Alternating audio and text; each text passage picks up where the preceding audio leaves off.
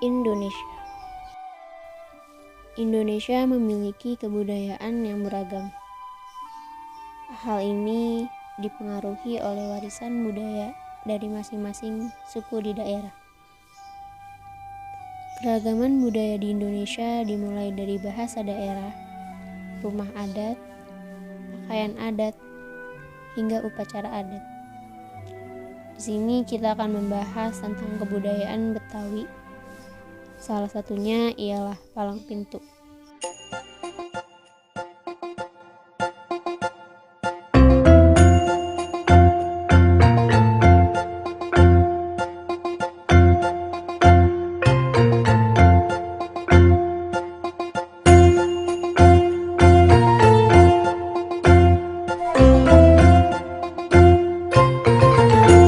Palang pintu merupakan salah satu kesenian yang sudah turun-temurun dilakukan oleh masyarakat Betawi. Pada pelaksanaannya, palang pintu menggabungkan dua kesenian sekaligus, yaitu silat Betawi dan pantun. Menurut berbagai cerita yang berkembang, tradisi palang pintu ini sudah dilakukan oleh tokoh Betawi yang bernama Pitung, yang hidup pada awal abad ke-19. Kala itu ia sedang melakukan palang pintu ketika hendak mempersunting Aisyah, yang merupakan putri dari jawara legendaris asal Kemayoran, Murtado. Dengan kelebihan yang dimiliki, akhirnya Pitung berhasil menjadi palang pintu dan melamar Aisyah sebagai pendamping hidupnya. Setiap perkawinan adat Betawi, kesenian palang pintu bisa dibilang sebagai pembuka menuju acara inti.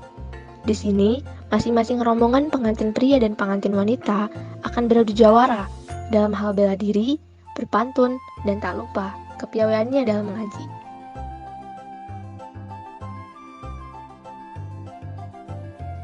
Di dalam palang pintu tertanam pula nilai-nilai Pancasila. Pada tahapan pertama tradisi palang pintu adalah sholawat dustur.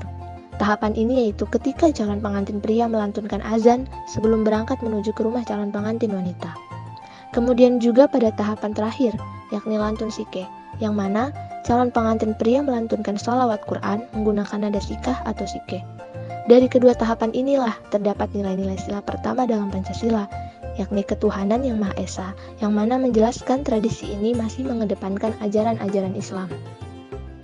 Sila kedua dapat dilihat dari kegiatan para penjaga pintu yang masing-masing pihak harus beradu pantun dan silat. Hal ini yang merupakan syarat dari keluarga mempelai wanita apabila mempelai pria ingin memasuki wilayah sang mempelai wanita, dengan kata lain untuk menikahi wanita tersebut. Apabila jawara dari pengantin pria dapat mengalahkan jawara dari pengantin wanita, maka pengantin pria diperbolehkan memasuki wilayah pihak perempuan dan disambut oleh keluarga pihak wanita. Pada proses inilah kedua belah pihak melakukannya secara adil dan beradab, yang mana sesuai dengan penerapan sila kedua, yaitu kemanusiaan yang adil dan beradab. Yang ketiga, kedua belah besan atau keluarga akan saling mengenal serta memperkuat kebersamaan dan kesatuan antar kedua belah pihak. Dengan adanya tradisi ini, maka kedua keluarga bersama-sama saling membantu untuk memeriahkan dan mensukseskan acara tradisi ini yang tercermin dalam nilai Pancasila sila ketiga. Pada sila keempat, yakni kerakyatan yang dipimpin oleh hikmat kebijaksanaan dalam pemusyawaratan perwakilan. Dalam tradisi palang pintu, berarti kerakyatan selaras dengan diadakannya acara adat yang ramai-ramai dihadiri masyarakat, lalu dipimpin oleh salah satu perwakilan untuk menjadi tokoh adu pantun. Setelah itu, diadakanlah musyawarah untuk menentukan keputusan apakah pihak perempuan menyetujui kedatangan dari pihak pria. Tahapan ini berkaitan dengan nilai Pancasila sila keempat. Dalam palang pintu ini, jawara pihak pria bebas menyampaikan pantun apa saja, sementara jawara pihak wanita bisa bebas membalas pantun tersebut. Pihak pria juga bebas memberikan pantun ketika acara dimulai, begitu pula dengan pihak wanita. Pada kesempatan dan kebebasan menyampaikan pantun, itulah yang memberikan rasa keadilan bagi kedua mempelai pada tradisi palang pintu yang terkandung dalam nilai Pancasila sila kelima. Sebagai generasi penerus bangsa, sudah seharusnya kita untuk terus menjaga serta memelihara adat istiadat, khususnya palang pintu ini, agar anak cucu dapat menikmati warisan dari para leluhurnya. Ada sedikit pantun nih.